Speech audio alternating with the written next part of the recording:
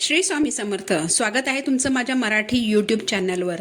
स्वामी महाराज तुमच्या सर्व चांगल्या इच्छा पूर्ण करोत हीच स्वामींच्या चरणी प्रार्थना करते आणि आज या नवीन व्हिडिओला सुरुवात करते. 7 जानेवारी 2025 वार मंगळवार या दिवसापासून शाकंभरी नवरात्र उत्सवाला सुरुवात होत आहे. ज्याप्रमाणे चैत्र नवरात्र असते, शारदीय नवरात्र असते, त्याचप्रमाणे शाकंभरी नवरात्र असते. वर्षभरात 4 नवरात्र येतात. चैत्र नवरात्र, शारदीय नवरात्र, शाकंभरी नवरात्र आणि एक गुप्त नवरात्र. चैत्र नवरात्र गुढीपाडवापासून ते रामनवमीपर्यंत असते. शारदीय नवरात्र अश्विन शुद्ध प्रतिपदेपासून ते अश्विन शुद्ध नवमीपर्यंत असते.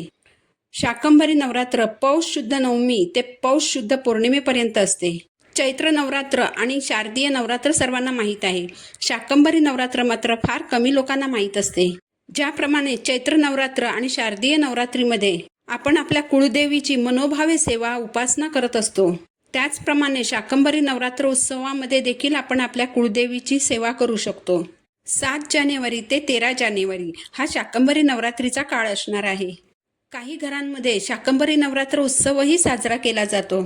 आपली कुळदेवी कायम आपल्या घरादारावर प्रसन्न राहावी, तिने आपल्या कुळाचं रक्षण करावं, यासाठी आपल्या कुळदेवीची सेवा करणं, कुळदेवीचा कुळाचार करणं खूप गरजेचं आहे. त्यामुळे शाकंभरी नवरात्रीमध्ये सर्वांनी आपापल्या कुळदेवीच्या सेवा करायच्या आहेत. तुम्हाला जास्त सेवा करायला जमत नसतील, तेवढा वेळ तुमच्याकडे नसेल, तर फक्त 2 गोष्टी करा. तुमच्या कुळदेवीसाठी तुम्ही 2 गोष्टी जरी केल्यात ना, तरी तुमची कुळदेवी कायम तुमची भरभराट करेल. तिचा कृपा आशीर्वाद अखंड तुमच्या घरादारावर, लेकराबाळांवर, तुमच्या कुटुंबावर राहील. धन धान्य अन्नधान्य कशाचीच कमी पडणार नाही. कारण शाकंभरी देवी ही दुसरी तिसरी कोणी नसून हे माता पार्वतीचंच एक रूप आहे. शाकंभरी देवी ही फळभाज्यांची आणि धान्याची देवता आहे, म्हणजेच ती अन्नपूर्णा माता आहे. पौष शुद्ध सप्तमीपासून ते पौष पौर्णिमेपर्यंत शाकंभरी नवरात्र उत्सव असणार आहे. तर या काळात आपल्याला कुळदेवीची सेवा करायची आहे. विशेषतः घरातील स्त्रियांनी आपल्या कुटुंबासाठी सेवा केल्या तर आपल्या कौटुंबिक सुख आणि प्रगतीसाठी त्या महत्त्वाच्या ठरतात. सर्वांनी जमतील तितक्या सेवा करा. तर या 7 दिवसात आपल्याला काय काय करायचं आहे, तर सगळ्यात पहिलं म्हणजे रोज पाण्यात थोडीशी हळद टाका आणि त्या पाण्याने आंघोळ करा. बघा, देवी आईची तुमच्यावर भरभरून कृपा होईल. दररोज उंबरठ्यावर हळदीचं लेपन करा. हळदीत थोडंसं गोमूत्र टाका आणि उंबरठ्यावर छान असं लेपन करा.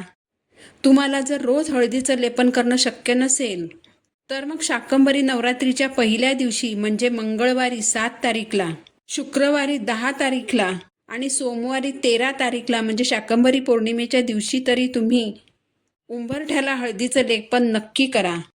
आणि अगदीच जर तुम्हाला वेळ नसेल, तर मग उंबरठ्यावर दोन्ही बाजूला 2-2 हळदीच्या रेषा तरी नक्की ओढा. कुठलीही नकारात्मकता घरात प्रवेश करणार नाही. या पौष महिन्यात जी पिकं येतात, जे अन्नधान्य पिकतं, ज्या भाज्या पिकतात, ते सूर्यनारायणाच्या कृपेमुळे होत असतं. आपलं निरोगी आरोग्य ही देखील सूर्यदेवाचीच कृपा असते. सूर्यनारायण नसेल तर काही उगवणार नाही, जीवसृष्टी नाहीशी होईल. म्हणून या शाकंभरी नवरात्रीत रोज सकाळी आंघोळ केल्यावर सूर्याला अर्घ्य द्या. तांब्याभर स्वच्छ पाणी घेऊन त्यात हळद टाका, तीळ टाका आणि पूर्व दिशेकडे सूर्यदेवांना अर्घ्य द्या. आपण जर रोज सूर्याला अर्घ्य दिलं तर सूर्यदेवांचा आशीर्वाद आपल्याला लाभतो. आपल्या आरोग्याच्या तक्रारी दूर होतात, आपले आरोग्य चांगले राहते. पण आपल्या व्यस्त जीवनशैलीमुळे आपल्याला रोज सूर्यदेवांना अर्घ्य देणं शक्य होत नाही. तर या शाकंभरी पौर्णिमेपर्यंत तरी सूर्यदेवांना अर्घ्य द्यायचं आहे. याचबरोबर आपल्या कुळदेवीसाठी अखंड दिवा लावायचा आहे. तुमच्या घरात कुळदेवीचा फोटो, टाक, मूर्ती असेलच, नसेल तर देवघरातील देवांसमोर 13 तारीखपर्यंत अखंड दीप प्रज्वलन करा. शारदीय नवरात्रीमध्ये जसा आपण अखंड दिवा लावत असतो, त्याच पद्धतीने आपल्याला या नवरात्रीतही अखंड दिवा लावायचा आहे. तुम्ही नवरात्रीसाठी जो दिवा लावता तो जरी घेतला तरी चालेल, किंवा मग रोज जो दिवा तुम्ही देवघरात लावत असाल त्या दिव्यात जरी मोठी लांब दुहेरी वात घातली आणि त्यात तिळाचं तेल घातलं, किंवा मग जे तेल तुम्ही वापरत असाल त्या तेलाचा दिवा देवी आईसमोर अखंड लावून ठेवायचा आहे. या 7 दिवसांत चुकून जर दिवा वाऱ्याने वगैरे विझला तर अजिबात घाबरून जाऊ नका. दिवा पुन्हा प्रज्वलित करा. या 7 दिवसांमध्ये दिव्यातील वात जर संपत आली तर त्या दिव्याच्या सहाय्याने एक छोटा दिवा लावून घ्या. पुन्हा त्या दिव्यात नवीन वात घालून प्रज्वलित करा, म्हणजे अखंड दिवा लावल्याचं तुम्हाला पुण्य मिळेल. त्याचबरोबर तुमच्याकडे कुळदेवीचा टाक असेल, फोटो असेल तर 7 तारीखला स्वच्छ पुसून घ्या. कुळदेवीची मूर्ती असेल तर गाईच्या कच्च्या दुधाने अभिषेक करा, पंचामृताने अभिषेक करा. अभिषेक करताना ओम कुलदेवताय नमः या मंत्राचा जप करा. नंतर स्वच्छ पाण्याने अभिषेक करा. स्वच्छ कोरड्या कापडाने मूर्ती स्वच्छ पुसून घ्या. तुमच्याकडे विड्याची पानं असतील तर 2 विड्याची पानं घ्या. त्यावर टाक किंवा मूर्ती ठेवा. समजा जर विड्याचं पान तुम्हाला नाही मिळालं तर मग तांदळाची रास करून त्यावर हळद कुंकू वाहा आणि त्यावर टाक किंवा मूर्ती ठेवा. हळद कुंकू ओलं करून देवी आईला तिलक करा. फूल अक्षता वाहा. छान धूप दीपाने ओवाळून घ्या. देवी आईची छान पूजा करा. कुळदेवीला फूल, वेणी किंवा गजरा अर्पण करा. थोडा वेळ देवीसमोर ठेवा आणि मग तुम्ही तुमच्या केसात माळलं तरी चालेल, किंवा मग तुमच्या घरात जर इतर मुली असतील, इतर सवाष्ण असतील तर त्यांनी जरी केसात माळलं तरी चालेल. या 7 दिवसांमध्ये देवी आईसाठी खीर बनवा. तुम्ही रव्याची खीर बनवू शकता, तांदळाची किंवा शेवयाची खीर बनवू शकता, तुम्ही मखाण्याची खीर देखील बनवू शकता.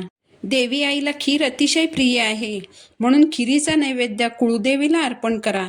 त्यानंतर ती खीर तुम्ही प्रसाद म्हणून घरातील सर्वांनी ग्रहण करा. शाकंभरी देवीला विशेष करून फळभाज्यांचा, पालेभाज्यांचा, कोशिंबिरीचा नैवेद्य अर्पण केला जातो. जे काही जेवण तुम्ही घरात बनवाल, ज्या भाज्या बनवाल, पोळी बनवाल, त्याचा नैवेद्य तुम्ही देवी आईला अर्पण करा.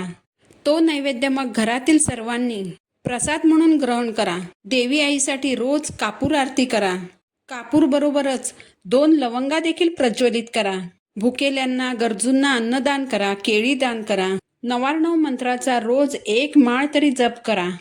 आपल्या घरादाराची भरभरून प्रगती होण्यासाठी, मुलाबाळांना शिक्षणात, नोकरीत अडचणी येऊ नयेत यासाठी, पतिदेवांना अडचणी असतील तर त्या दूर होण्यासाठी, तुम्ही कष्ट करत असलेल्या कामाचा तुम्हाला योग्य मोबदला मिळावा यासाठी या शाकंभरी नवरात्रीत आपल्याला आपल्या कुळदेवीच्या जितक्या जमतील तितक्या जास्त सेवा करायच्या आहेत.